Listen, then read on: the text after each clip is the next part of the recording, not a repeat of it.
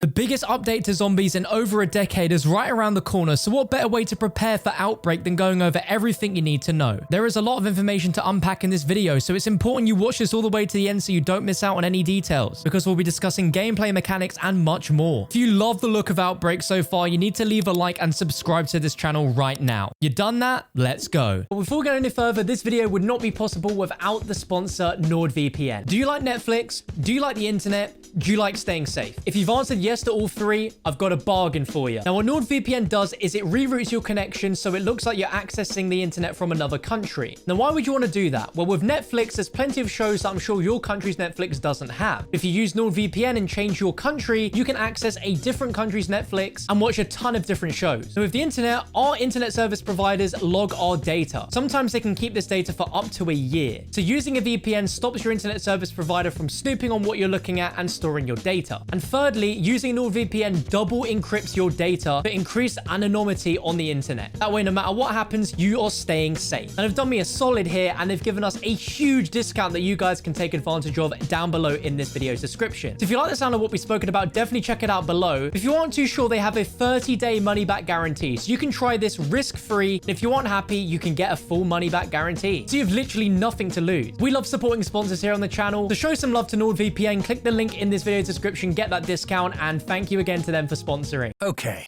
Let's recap a bit, shall we? Outbreak continues on the storyline from Firebase Z and Dean Machine, and is Requiem's response to Omega Group's advances in the Cold War by discovering the largest outbreak zone on the planet in the Ural Mountains, and have sent multiple fire teams to launch Operation Threshold, which funnily enough was mentioned in the Firebase Z Easter egg during the satellite step. Now, the objective of Outbreak is to explore designated regions in the outbreak zone around the Ural Mountains and assist Requiem's divisions in completing specific objectives. What makes this mode completely unique is that it is a complete open world experience, which begins with a Requiem strike team entering one of the regions via helicopter, armed with a custom starting weapon and field upgrade, just like normal survival. And for those curious, you can play this mode in solo or in co-op with up to 4 players, just like normal zombies. There will be a waypoint in the overworld which appears on the main map and mini-map, marking the location of your primary objective. But unlike any other zombies experience thus far, there's no set paths to and from the objective. You can take as much time as you wish to explore the open world area, where you can discover rewards on your way to the objective, such as finding loot chests which can drop you armor, salvage, perks, encountering various random events which could involve mini boss fights, or a small assault wave which will reward you with something, or activating a trial computer. You have the option though to spend 500 points using a jump pad which will launch you high into the air, allowing you to reach the objective safely,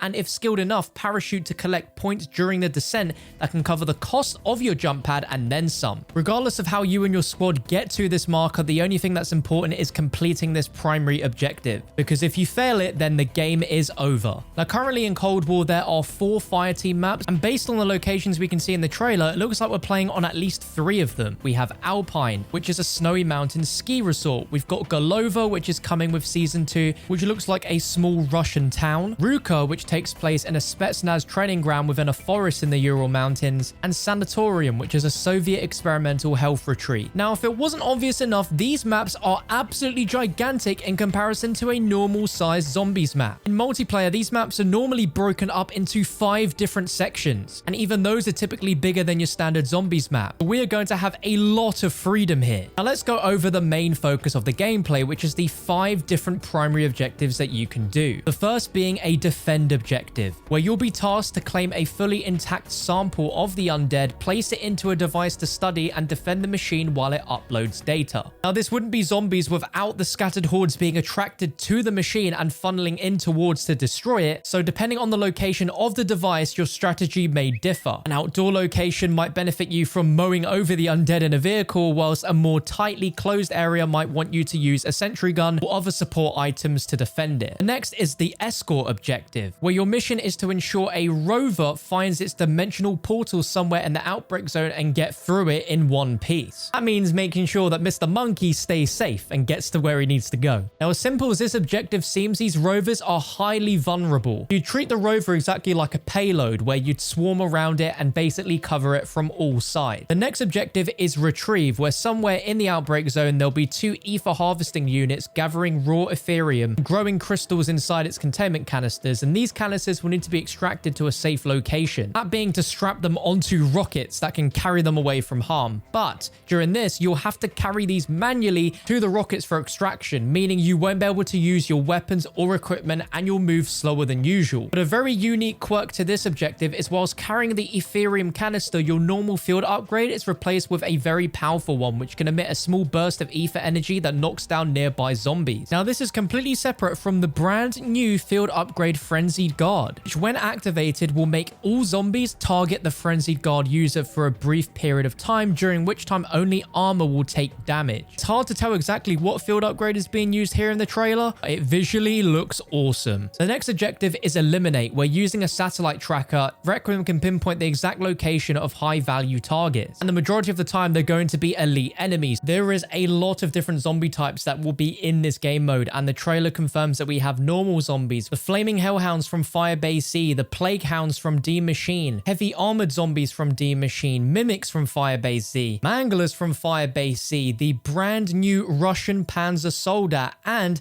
a Dark Aether version of the Avogadro from Transit. Now, you'll need to make a decision on the best way to approach this objective. Do you want to take out the elite quick enough, which will force it to move to the next wave of the fight, wiping out the remaining waves of zombies, or do you dodge the elite enemy long enough so that you can take out the ensuing wave of zombies first? And the final objective is a classic holdout survival objective, where you will be confined to a very small space, where you'll have nothing but the classic zombie survival gameplay of power-ups, boarding up windows, and surviving until the timer runs out. So now we've gone over all the objectives. What happens once you've completed one? Once you've completed an experiment, all agents will move to a mysterious beacon mark somewhere within the region. And just like the gameplay when you first start, there is no linear path to it, so you can get there in whatever fashion you want. But once this beacon is activated, the Dark Aether will suddenly make several machines appear, including a crafting table, an arsenal machine, a Wonder Fizz machine, and the Pack-a-Punch machine. And you'll be encouraged to use these before making a essential choice. Either call in an exfil from the outbreak zone,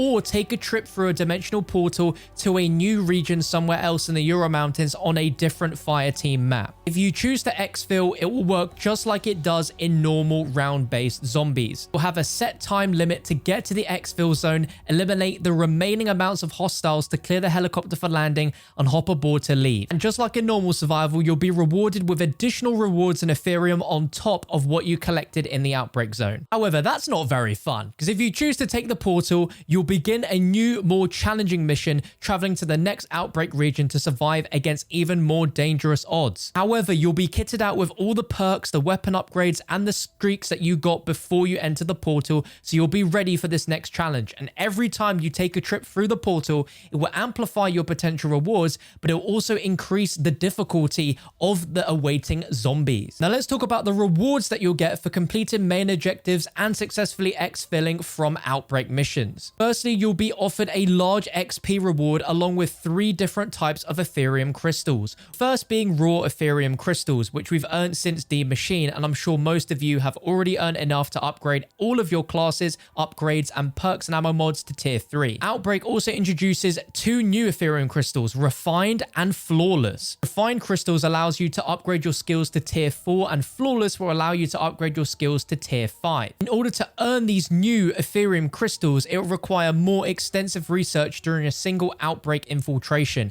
meaning you'll need to complete several objectives in one session in order to unlock these. But you can also unlock these in traditional round-based zombies on D Machina, Firebase C, and the future maps to come. This is barely scratching the surface, as there's plenty more research to be done in the Ural Mountains, so it's up to you and your squad to explore the vast regions of the Ural Mountains and report back with your findings, as I'm sure there is going to be a lot of secrets tucked away in this open world map. And we haven't even discussed some of the weirder things that can appear in the open world map off the beaten track, such as the dragon heads from Der Eisendrache. We aren't sure what they are going to reward you, but it definitely looks like it will pay off to go off the beaten track, explore a lot before you go to your objective so that you can be over prepared and get yourself something incredibly powerful. We know that the Ray K84 is making a return in Outbreak, as well as the Die Shockwave. Who knows what other secret wonder weapons Treyarch could be having up their sleeves for us to discover in this world where literally everything could come back from previous zombies games via the Dark Aether. I am just so excited for this mode. I genuinely think this could be the next step for Call of Duty Zombies and could evolutionize the mode so it will change forever. Let me know if you're excited for Outbreak in the comments. Let me know your thoughts. Be sure to drop a like, subscribe to the channel. This will be your one-stop shop for absolutely everything Outbreak related regarding guides, video content, live streams. It is going to be an absolutely magical time and I can't wait to experience this all with you guys, so I hope you stick around.